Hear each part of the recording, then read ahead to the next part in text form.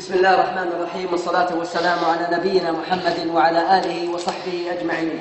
الحمد لله الذي مكننا طريق الجهاد ويسر لنا طريقا فيه عز وفيه نصر، اللهم لك الحمد. والله أننا نعيش بأفضل نعمة، وأننا نعيش بسعادة لا يعلمها إلا الله سبحانه وتعالى. والله من بعد ما تركنا ديارنا وتركنا أهلنا وتركنا كل الدنيا وما كنا نأمل به من مستقبل، والله ثم والله رزقنا الله سبحانه وتعالى بشيء عظيم، جهاد في سبيل الله ومغنم وغنايم وأسلحة، والله ثم والله أنها كانت نعمة لنا، اللهم لك الحمد. انظر، والله هذا المكتب كان فيه حضر فيه بشار وأعوانه، والله العظيم ما شيء على الله سبحانه وتعالى صعب.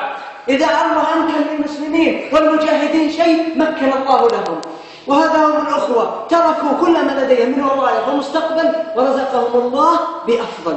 اللهم لك الحمد على ما نحن فيه، اللهم لك الحمد. هذه الحياة التي نعيشها سعادة، والله ناصح لكم انفروا في سبيل الله، نصر أو شهادة، إحدى الثنتين، نصر أم شهادة. اللهم لك الحمد حتى ترضى، ولك الحمد إذا رضيت، ولك الحمد بعد الرضا. وصلى اللهم وسلم على نبينا محمد.